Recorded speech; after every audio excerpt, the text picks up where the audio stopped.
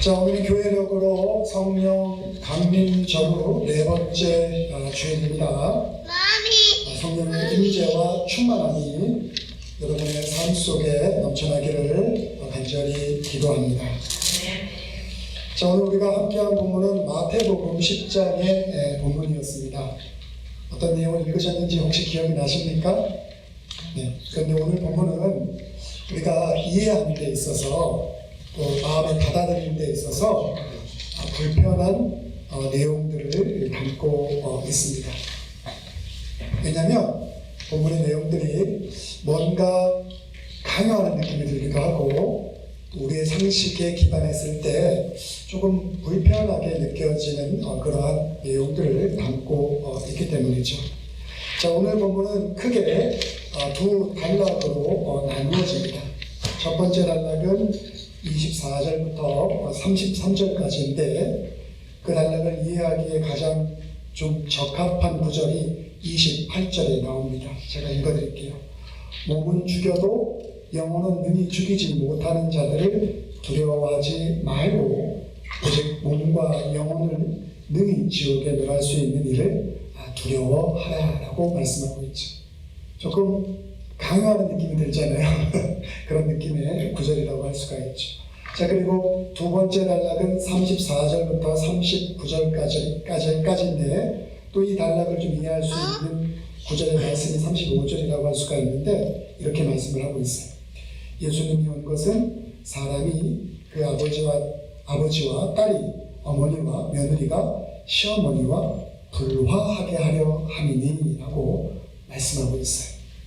사이좋게 하는 게 아니라 불화, 영어에 보니까 against라고 되어 있는데 불화하기 위해 오셨다라고 말씀하고 있죠. 이 상식적으로 받아들이기 조금 굉장히 불편한 그러한 말씀처럼 보여지죠. 두 단락 모두 강압적인 느낌도 좀 들고 또 이해하기도 쉽지 않습니다. 하지만 우리는 오늘 본문을 통해서 그리스도인으로 산다는 것이 무엇일까? 윤리적인 차원의 것을 의미하는 건 아닙니다. 우리의 정체성인데 그리스도인으로 산다는 것이 무엇을 의미하는지를 다시 한번 생각하고 깨달을 수 있어야 합니다. 특별히 오늘 본문을 통해서 이 두려움과 불안하는 이 단어들, 오늘 강조되어 있는 단어들인데 이것을 통해서 세상의 기준과는 다른 우리 그리스도인의 삶의 기준이 무엇인지를 알고 그것을 지식으로만 아는 것이 아니라 우리의 마음으로 받아들일 수 있는, 아멘할 수 있는 그러한 믿음이 저와 여러분에게 되기를 간절히 바랍니다. 아멘. 제가 아까도 중요한 단어가 두려움과 불안하고 말씀을 드렸는데 오늘 앞단락 24절과 33절에 보게 되면 여기서의 가장 중요한 단어는 두려움이라고 할 수가 있습니다. 자, 예수님께서 복음서에 보게 되면 제자들에게 자주 하신 말씀이 있어요. 뭐죠?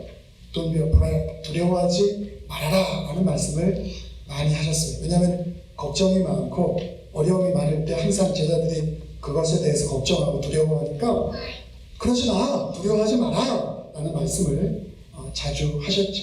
예수님이 그런 말씀을 자주 하셨던 데는 분명한 이유가 있었어요. 왜냐하면 예수님이 항상 제자들과 함께 할 수 있는 상황이 아니기 때문에 십자가를 짊어지셔서 죽으셔야 되고 또 이후에는 부활하시고 또 이후에 승천하셔서 제자들이 홀로 하나님의 자녀로서의 삶들을 감당하고 이 땅에서 살아가야 되기 때문에 그리고 그들이 맞닥뜨려야 될 이 고난의 정도가 굉장히 크다는 것을 예수님이 알고 계셨죠. 그래서 제자들을 위해 상상하신 말씀이 그런 상황이 오더라도 두려워하지 말아라 라고 그렇게 말씀을 하셨죠.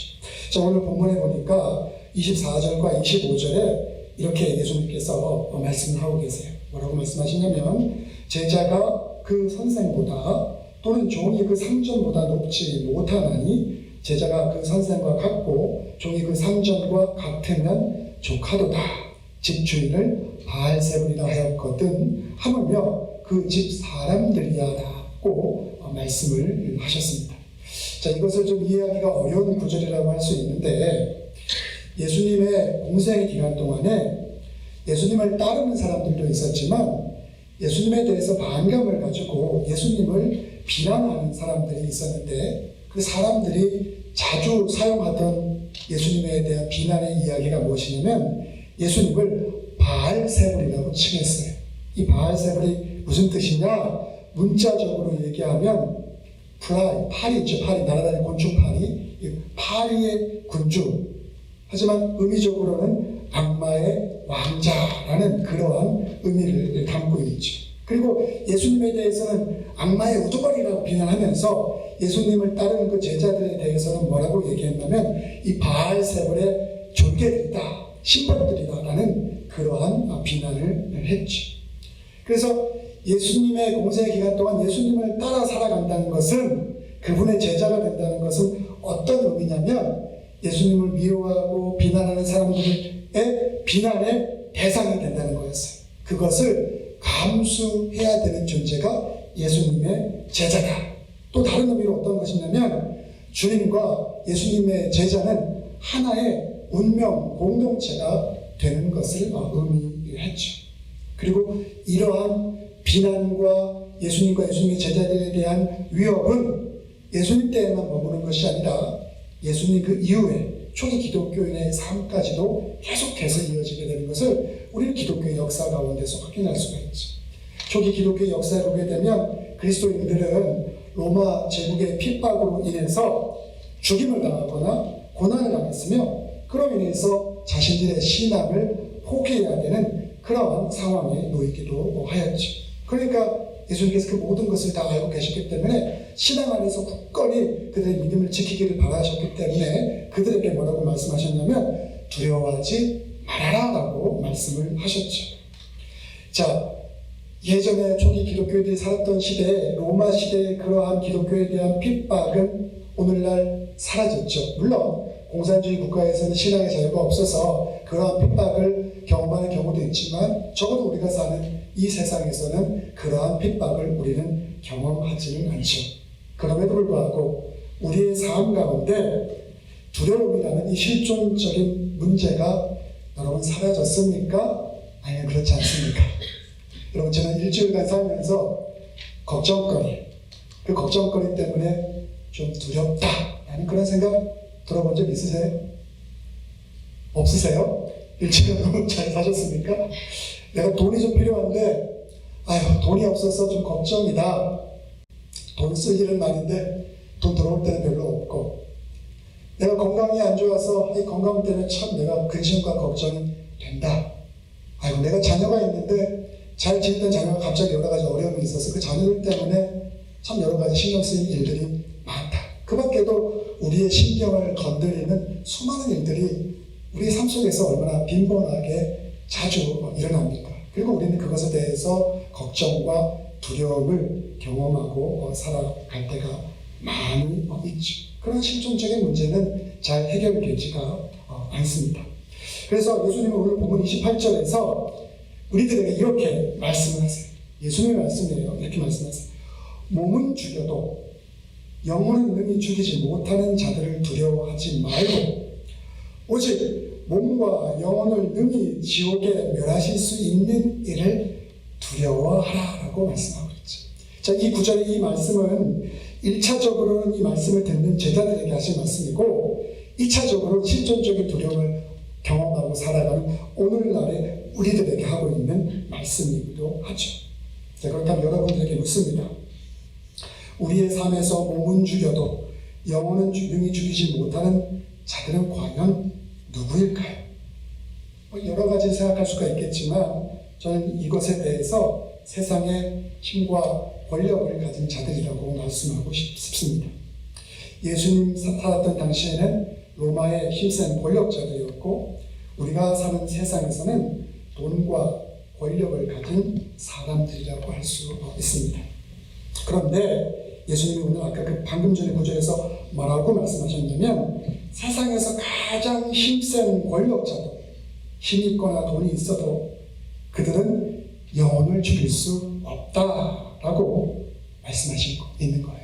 자, 그러니까 무슨 말씀을 하고 있는 거냐면 우리가 진짜 정말로 살아가면서 두려워해야 될 존재가 누구냐를 묻고 있는 거예요.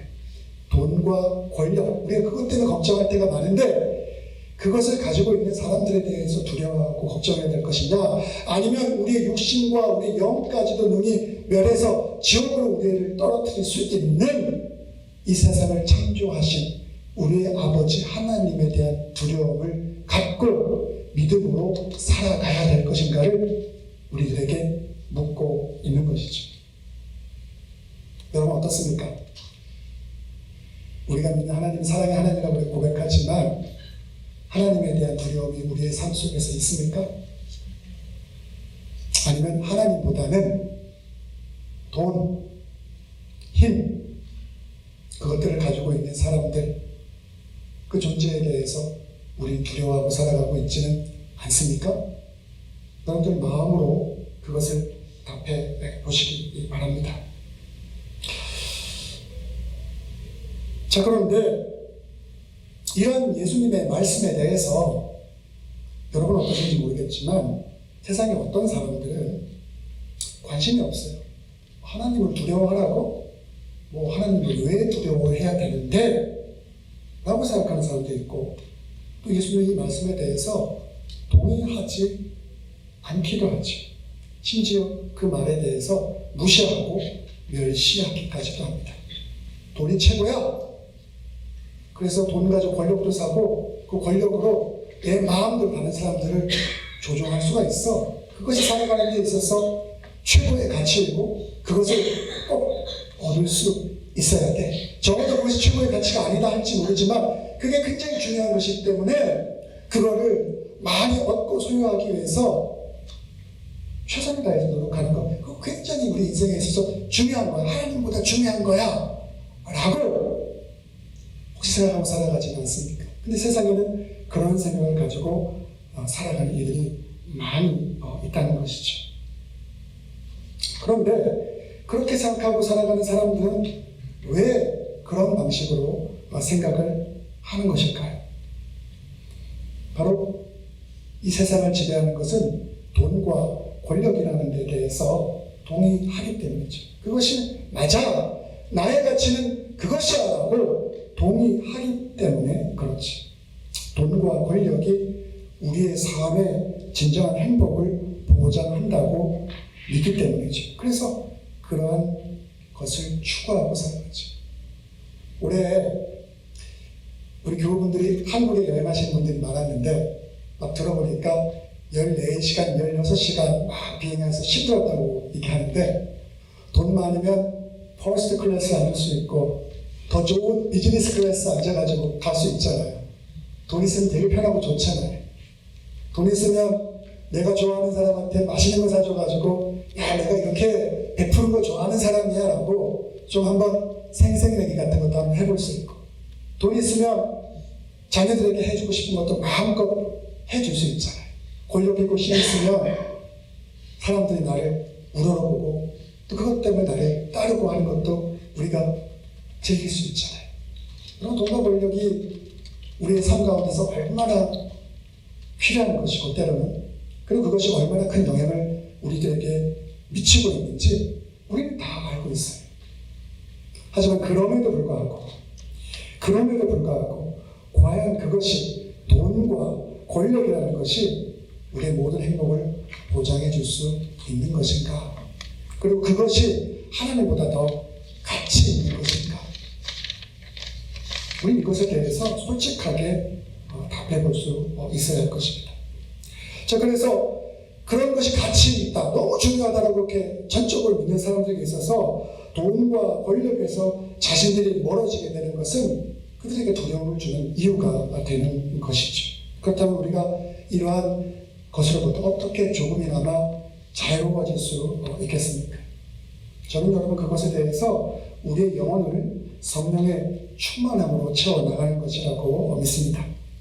자, 그러면 성령의 충만함으로 우리의 영혼을 채워나간다는 것은 또 무슨 의미가 있을까? 오늘 본문에 볼까요? 본문 29절에 예수님께서 이렇게 말씀을 하세요.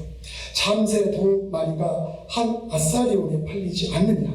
그러나 너희 아버지께서 허락하지 아니하시면 그 하나도 땅에 떨어지지 아니하리라 라고 말씀하시죠.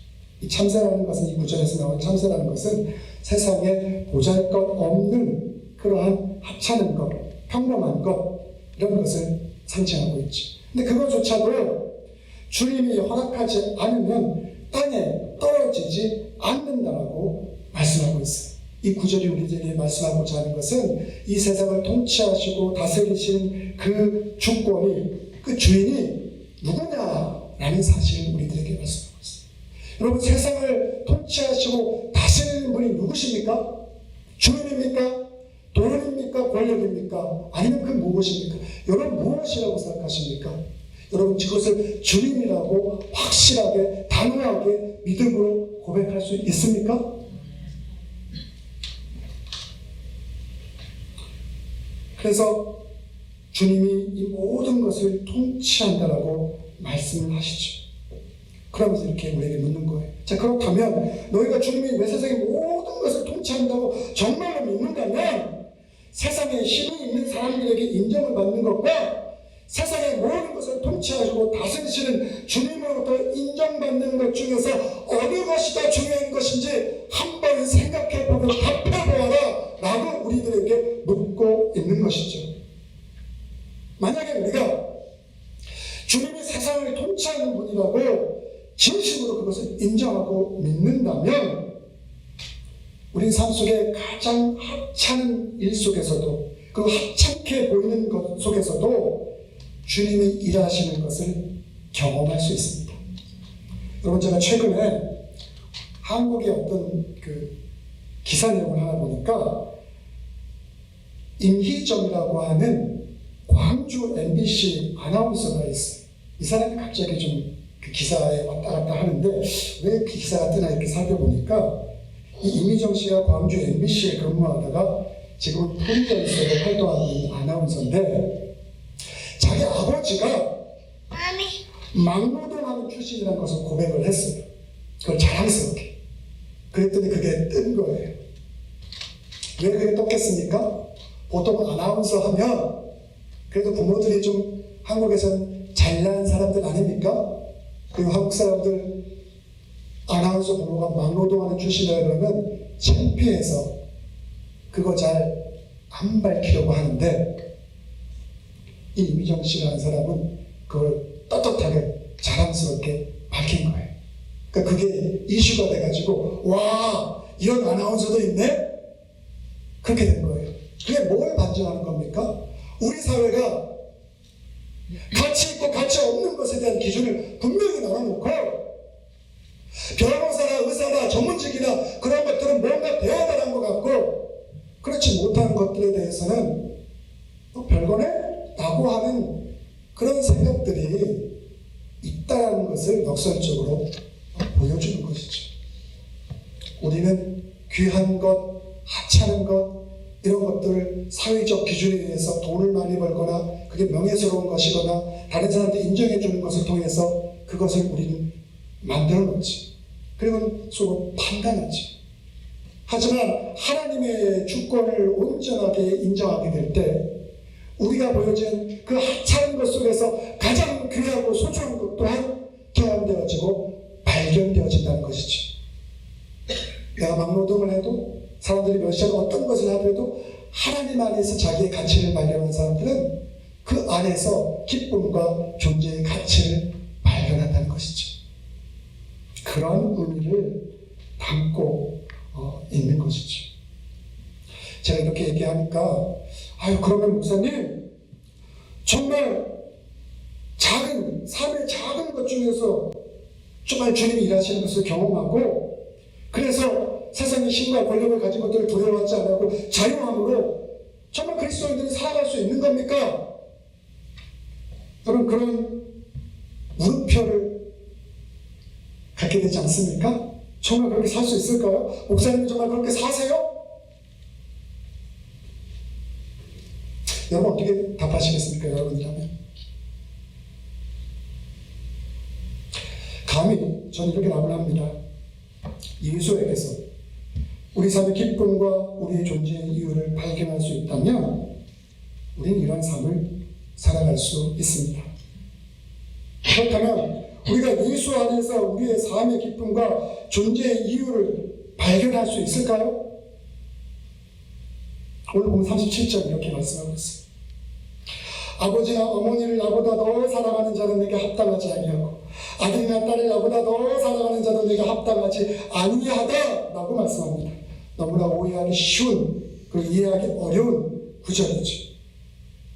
예수님이 방금 전에 언급했던 이 가족은 우리 삶에 있어서 우리가 살아가게 하는 가장 큰 동력이지 않습니까? 가치이지 않습니까? 여러분 안 그렇습니까? 안 그래요 여러분? 맞잖아요. 예수님이 그걸 모르고 이렇게 말씀하셨을까요? 아니죠. 예수님 그걸 몰라서 이렇게 말씀하신 것 아니죠. 이 이야기를 하신 데는 다음과 같은 이유가 있습니다. 우리의 삶의 방식과 태도에 있어서 우리가 간과하지 말아야 될 것에 대해서 언급을 하고 있는 거예요. 그게 무엇이냐면 우리에게 의지할 사람이나 대상이 있을 때 그것이 사람이든 돈이나 권력이든 그 무엇이든 간에 그것이 있을 때 우리가 하나님과의 관계를 잘 맺지 못한다는 것입니다. 그것을 의지하고 그것을 바라기 때문에. 심지어 우리가 가장 아끼고 사랑하는 최고의 가치를 가지고 있는 가족조차도 그럴 수 있다는 것이죠. 가족이 귀하지 않다는 것이 아니고 사랑하지 말아야 될 존재라는 사실이 아니고요. 더 나아가 예수님은 오늘 본문에 무슨 말씀을 또 하시냐면 34절에 보니까 세상에 평화가 아니라 칼을 주러 오셨다라고 말씀하십니다. 근데 여러분 오늘 본문에서 이렇게 말씀하시지만 예수님께서 이 세상의 평화를 얼마나 사랑하셨는지를 우리가 성경의 구절구절에서 우리는 확인할 수가 있죠. 그런 예수님의 말씀에 비춰본다면 오늘 검을 주러 오셨다는 이 예수님의 말씀은 너무나 멀리 가 있는 것처럼 느껴지기도 하죠.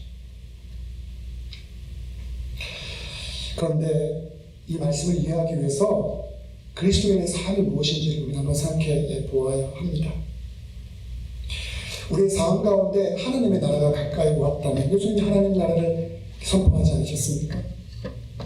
그러한 것을 믿는 그리스도인의 삶의 방식은 세상의 삶의 기준과 방식과는 분명히 달라야 한다는 것이죠.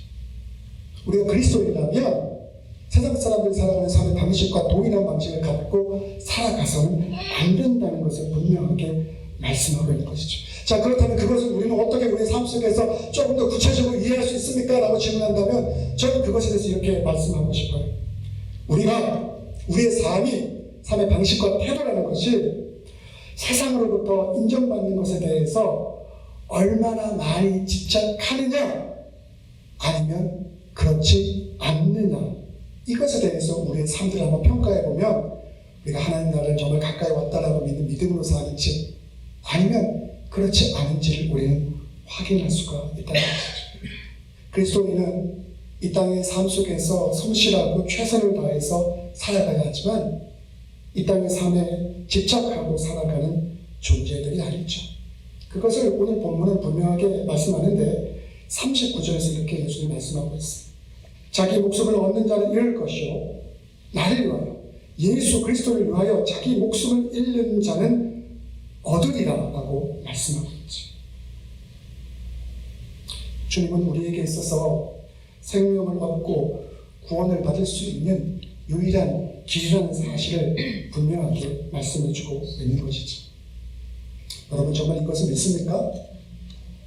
여러분 정말 이 말씀을 믿습니까? 한번 아멘 해주시기 바랍니다. 아멘. 일단 혹여 이게 아직 해결되지 않은 분이 있다면 자기 인생과 삶에 대해서 진지하게 고민하시고 성령님의 은혜를 구하시기를 부탁드립니다. 사랑하는 자매님들, 예수님께서 어떻게 하나님 아버지가 맡겨주신 그 사명을 감당할 수 있었을까요? 고통의 십자가를 질 수 있었을까요? 예수님께서는 정말 하나님의 나라가 가까이 왔다는 사실을 실제로 믿었고 그러기에 세상의 어떠한 권력과 힘에 대해서도 두려움을 느끼지 않았기 때문입니다. 그것을 믿음의 힘으로 이겨낼 수 있었기 때문이죠. 기억하시기 바랍니다. 예수 그리스도에게 사로잡힌